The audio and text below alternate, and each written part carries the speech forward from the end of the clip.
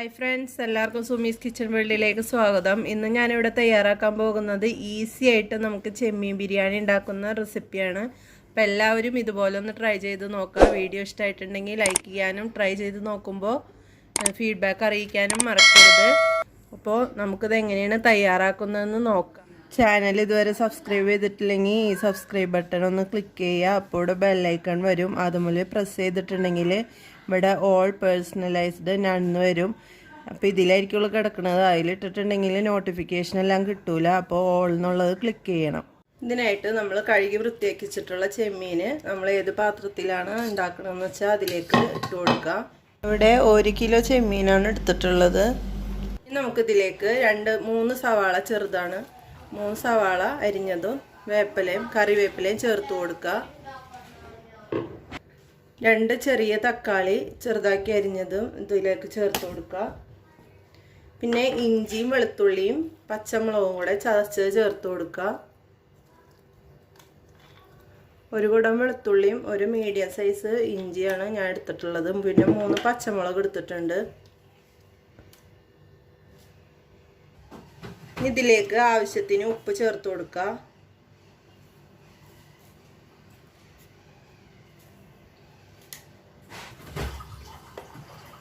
1/2 teaspoon മഞ്ഞൾപ്പൊടി ചേർത്ത് കൊടുക്കുക. മുളക് പൊടി നിങ്ങളുടെ എരിവിനനുസരിച്ച് ചേർത്ത് കൊടുക്കുക. ഞാൻ ഇവിടെ 1 സ്പൂണാണ് ചേർക്കുന്നത്. പിന്നെ 1 ടീസ്പൂൺ മല്ലിപ്പൊടിയും കൂടെ ചേർത്ത് കൊടുക്കുക. 1/2 ടീസ്പൂൺ ഗരം മസാലപ്പൊടി ചേർത്ത് കൊടുക്കുന്നുണ്ട്. പിന്നെ മല്ലിയില ഉണ്ടെന്നുണ്ടെങ്കിൽ കുറച്ച് ചേർത്ത് കൊടുക്കുക. ഇനി നമുക്കിതെല്ലാം കൂടെ കൈ വെച്ചിട്ടൊന്ന് നന്നായിട്ട് കുഴച്ചെടുക്കണം.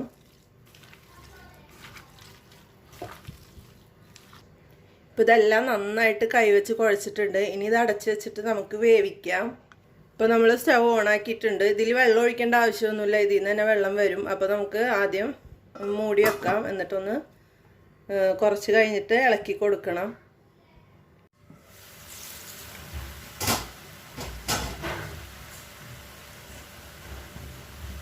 ഇപ്പോൾ നമ്മുടെ ചെമ്മീനൊക്കെ നന്നായിട്ട് വെന്തിട്ടുണ്ട്. ഇനി നമുക്കിതിലേക്ക് കുറച്ച് ഓയിൽ ഒഴിച്ചു കൊടുക്കാം.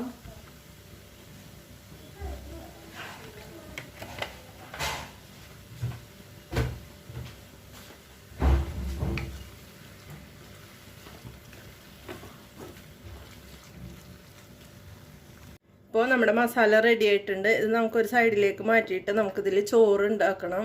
ഞാൻ നെയ്ച്ചോറ് വെച്ചിട്ടാണ് ഉണ്ടാക്കണത്. നിങ്ങൾ ഊറ്റിയിട്ടാണ് വെക്കണമെന്നുണ്ടെങ്കിൽ അങ്ങനെയും വെക്കാം. പക്ഷേ നെയ്ച്ചോറ് വെച്ചിട്ട് വെക്കണതായിരിക്കുള്ളൂ കൂടുതൽ ടേസ്റ്റ്.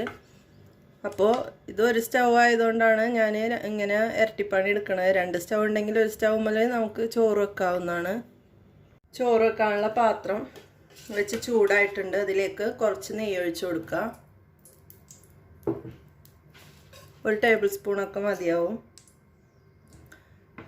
ഞാൻ ഇവിടെ വെജിറ്റബിൾ നെയ്യാണ് ഒഴിച്ചിട്ടുള്ളത്. ഡാൽഡ വേണമെങ്കിൽ അത് യൂസ് ചെയ്യാം. ഇതിലേക്ക് കുറച്ച് അണ്ടിപ്പരിപ്പ്. ഇത് നിർബന്ധമില്ല കേട്ടോ, നിങ്ങൾക്ക് താല്പര്യം ഉണ്ടെങ്കിൽ മാത്രം ഈ ഒരു സ്റ്റെപ്പ് ചെയ്താൽ മതി.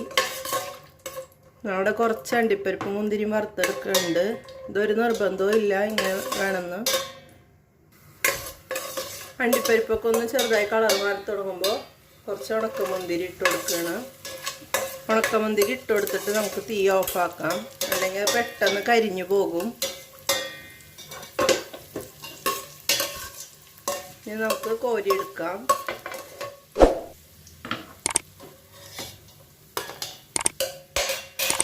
ഇനി നമുക്ക് ഈ നെയ്യിലേക്ക് തന്നെ ഞാനിവിടെ കുറച്ച് ജീരകം, വലിയ ജീരകം, പിന്നെ 3 ഏലക്കായ, ചെറിയ കഷ്ണം പട്ട, ഒരു 10 കുരുമുളക്, 2 ഗ്രാമ്പു, ഇത്രയാണ് എടുത്തിട്ടുള്ളത്. അത് നമുക്ക് ഈ നെയ്യിലേക്ക് ഇട്ട് കൊടുക്കാം.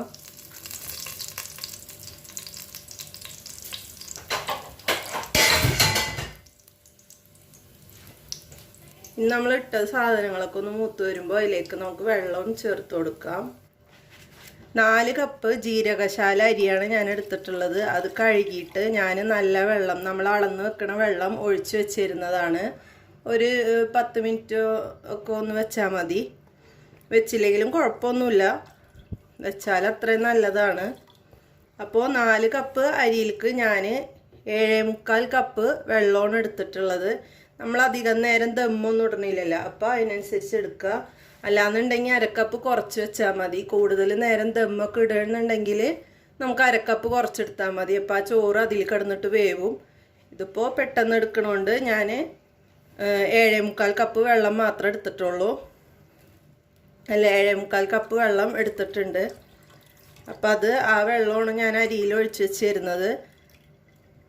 അത് നമുക്ക് ജീരകമൊക്കെ ഒന്ന് മൂത്താൽ ഇതിലേക്ക് ഒഴിച്ചു കൊടുക്കണം.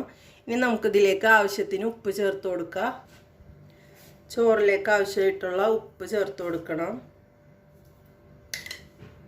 ഇനി വെള്ളം നന്നായിട്ട് വെട്ടി തിളക്കുമ്പോൾ നമുക്ക് അരി ഇട്ട് കൊടുക്കാം.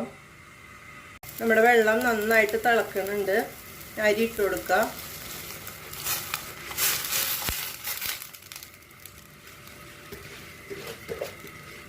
അരി ഇട്ടിട്ട് നന്നായിട്ട് തിളക്കണ വരെ നമുക്ക് തീ കൂട്ടി തന്നെ വെക്കണം. തിളച്ച് കഴിഞ്ഞാൽ നമുക്ക് ഏറ്റവും ചെറിയ തീയിലാക്കിയിട്ട് അടച്ച് വെക്കാം. പിന്നെ ഇടയ്ക്ക് ഇളക്കേണ്ട ആവശ്യമൊന്നുമില്ല. വെള്ളം വറ്റുമ്പോൾ താനെ വെന്തിട്ടുണ്ടാവും. അപ്പോൾ ഇടയ്ക്കിടയ്ക്ക് ഇളക്കുമ്പോൾ ചോറ് കുഴന്നൊക്കെ ആയിപ്പോവും. അപ്പോൾ അങ്ങനെ ചെയ്യേണ്ട ആവശ്യമില്ല. തീ കുറച്ച് അവിടെ വെച്ചിട്ടുണ്ടെങ്കിൽ വെള്ളം വറ്റിയാൽ ചോറ് റെഡി ആയിട്ടുണ്ടാവും. അപ്പോൾ ഇതൊന്ന് തിളക്കട്ടെ. അപ്പോൾ അരി നന്നായിട്ട് തിളച്ചു തുടങ്ങിയിട്ടുണ്ട്. നമുക്ക് അടച്ചു വെക്കാം. എന്നിട്ട് ഏറ്റവും ചെറിയ തീയിലാക്കി വെക്കാം. ഇനി അതവിടെ ഇരുന്ന് വേവട്ടെ. നമുക്കൊന്ന് തുറന്ന് നോക്കാം.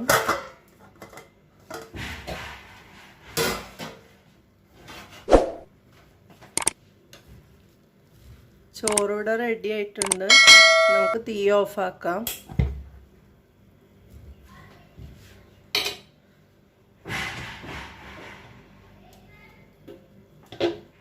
മസാല ഉണ്ടാക്കിയ പാത്രം ചെറുതാണ്, അതുകൊണ്ടാണ് വേറെ പാത്രം വെച്ചേക്കണത്. മസാല ഉണ്ടാക്കുന്ന പാത്രം നിങ്ങൾ വലിയ പാത്രം എടുക്കണമെന്നുണ്ടെങ്കിൽ അതിൽ തന്നെ നമുക്ക് ചോറ് ഇട്ട് വെക്കാവുന്നതാണ്. അപ്പോൾ ഞാൻ ആദ്യം ഒരു ഫ്രൈ പാനിലാണ് ഉണ്ടാക്കിയത് മസാല, അതുകൊണ്ടാണ് ഞാൻ വേറെ പാത്രം വെച്ചേക്കണത്. ഇതൊന്ന് ചൂടാവട്ടെ. അപ്പോൾ മസാല നമ്മളിതിൽ നിരത്തിയിട്ടുണ്ട്. ഇതിൻ്റെ മേലൊക്കെ നമുക്ക് ചോറിട്ട് കൊടുക്കാം. അപ്പോൾ പകുതി ചോറിട്ടിട്ടുണ്ട്. ഇതിലേക്ക് നമുക്ക് കുറച്ച് പശു നെയ്യ് ഒഴിച്ചു കൊടുക്കണം. നിങ്ങൾക്ക് പശു നെയ്യ് ഒഴിക്കണ ഇഷ്ടമല്ല എന്നുണ്ടെങ്കിൽ ഒഴിവാക്കാം കേട്ടോ.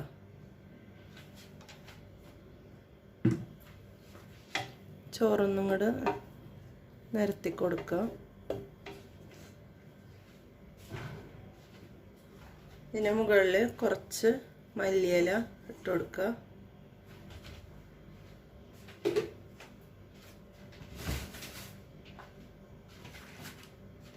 നമ്മൾ വറുത്ത് വെച്ച അണ്ടിപ്പരിപ്പ് മുന്തിരി ഇട്ട് കൊടുക്കുക.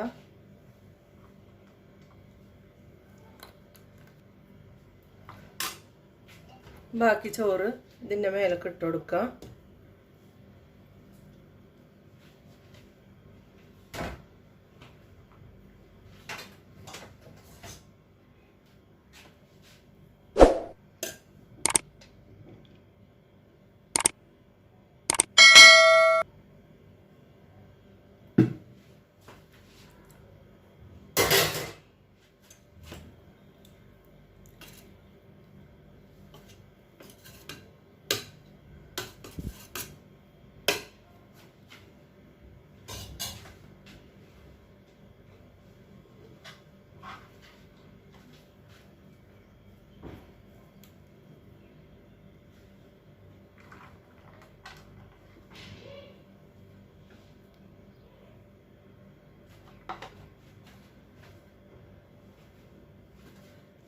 നമുക്കിത് അടച്ച് വെച്ചിട്ട് ഒരു 10 മിനിറ്റ് ചെറിയ തീയിൽ ഓണാക്കി വെക്കാം.